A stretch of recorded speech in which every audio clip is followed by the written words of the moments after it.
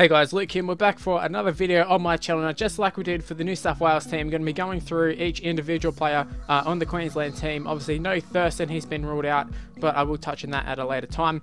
But we're going to start off with the fullback. It is Darius Boyd, and to be honest with you, I really do like Darius Boyd. Now, there's a lot of controversy on whether Billy Slater should have been picked or not.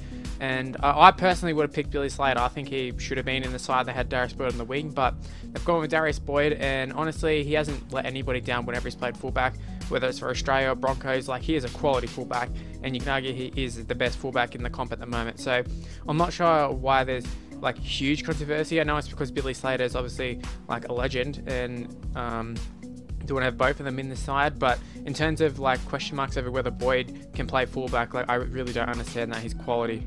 Now, in the number 2, we have Corey Oates. Now, this one was another one with a bit of controversy surrounding the selection. It was down to him and Valentine Holmes.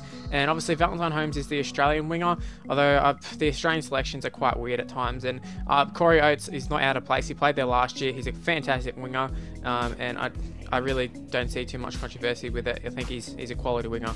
Now, in the number 3 at centre, we have Will Chambers. Now, he kind of selects himself, and with all the injuries like Greg Inglis and that, I don't think there was any doubt over whether Will Chambers was going to be in the wing. The only thing is he needs to pass a little bit more, but yeah, he's a good centre. Now, the other centre is Justin O'Neill. Now, this one's a little bit surprising. I think he did play last year, and Justin O'Neill is a good player, but this was more sort of based around like Billy Slater could have been in the team, or Valentine Holmes or someone, and they could have pushed Dane Gagai, who's on the wing, into the centres, and yeah, they could have done a few different things to get someone probably better than Justin O'Neill, although he is quite consistent. He's pretty solid, so yeah, he's a pretty good selection, I guess. Now, on to the other winger, it's the Newcastle Knights, Dane Gagai. Now, obviously, he's moving to the Rabbitohs next season, but yeah, he's found himself on the wing the last few years at Origin, and he's done a great job. He hasn't let anyone down. He's got pace, and he's just pretty consistent for Queensland. That's what you want in a winger. Now, moving on to the number 6, and this one is a New South Wales supporter. Does excite me a little bit. No Jonathan Thurston, obviously he's out due to injury, but it's Anthony Milford there making his debut. Now, when it was first announced, I thought for sure Milford, it was just a bit of a smokescreen, Thurston will play, but no, Thurston's been ruled out. And Milford, I really do rate Anthony Milford, although in terms of like, him up against Thurston, we all know like Thurston's obviously a much better player, but that doesn't mean Milford's not good. He's definitely more than capable of having a man of the match performance in this first game, so I wouldn't be surprised if that happens. I know a lot of talk about whether he should be in the side or not, but yeah, it's definitely a downgrade on Thurston in my opinion. Onto his halves partner, Cooper Cronk. This could be Cooper Cronk's last series. I mean, there's a lot of talk about whether he's going to retire, so it could be his last Origin series, and I'd be totally fine with that. He's been rock solid in Origin, and I'll be happy to see him go on, to be honest, as a New South Wales supporter, him and Thurston. Moving on to the forwards, in the number 8, it's another debutant, it's Dylan Napa. Now, this has probably been a long time coming. Probably would have played last year, but then he got himself in trouble with a few others when they got banned and couldn't play. But yeah, I think a position that Queensland are weak on at the moment is in the forwards, in particular at the props and that. So I don't think it's any surprise Dylan Napa finds himself at the top of the list for the props of Queensland with Matt Scott and all that out. At number 9 in the hooker, it's Cameron Smith, Hitler himself. We don't really need to talk any more about him. We all know how good he is. He's incredible. Probably the best hooker I've ever seen. In the number 10, the other prop is Nate Myers. Now, moving on to the number 10, now this might be the best selection of all time. It's Nate Myles at number 10, and I gotta say, New South Wales supporter, I'm so thankful. It almost makes me want to laugh saying that he's in the side. Onto the second row, the first player being Josh Papali. I really like Josh Papali as a player.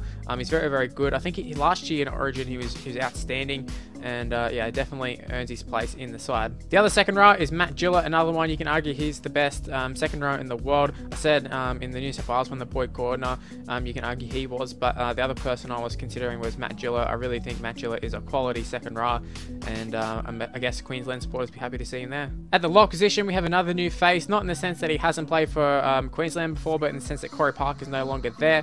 So we have Josh Maguire in the lock position, just like he's replaced him in the Broncos side, and Maguire's been playing pretty well from what I've seen so far this season. So you are going to lose a lot with Corey Parker, a lot of experience, but Josh Maguire, pretty good replacement. Onto the bench, at number 14, we have Michael Morgan, going to be that utility player that he has been for the last few years, and I really do like Michael Morgan. Didn't have the best start to the season, but he's kind of picked up his form a little bit since playing for Australia, and yeah, he's definitely big enough. He can play in the forwards. I think he's perfect for that job. The number 15, we have Sam Thaiday. Now he's a player.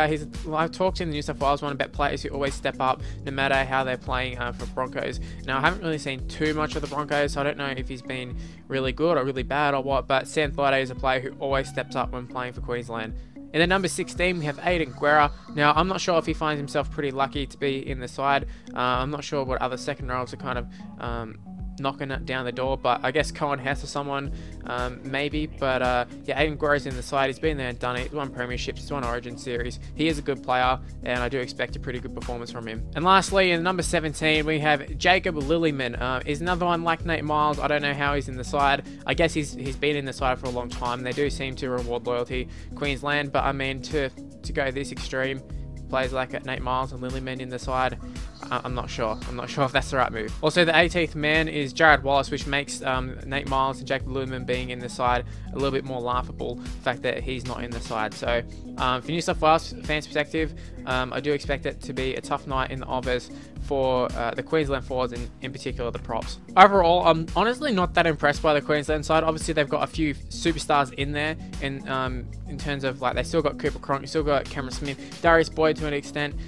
They still do have some great players, but I mean, comparing them to the New South Wales side, I'm going to give the edge to New South Wales side, to be honest with you, which means Queensland are probably going to win this series 3-0. Anyway, guys, leave them in the comment section below. What are your thoughts on the Queensland side? If you're a Queensland supporter, I know did kind of didn't speak too highly of the side, but that's honestly just how I feel, like, individually going through the players. I think some of them could have been better picks, but yeah, don't get too mad with me. It is just an opinion, and a biased opinion at that, I guess, because I'm a New South Wales supporter, so keep that in mind. But yeah, leave in the comment section below, what are your thoughts in the team? How does it stack up against New South Wales? Do you think they're going to win? Series predictions as well. Who do you think is going to win, and what scoreline? But yeah, make sure you leave a like on the video. Subscribe to the channel if you're new around here. You can follow me on Twitter at Mr. Luke on YT, and that's also the same for my Instagram, Mr. Luke on YT. My Facebook page is in the description below, and I'll see you for my next video. Bye, guys.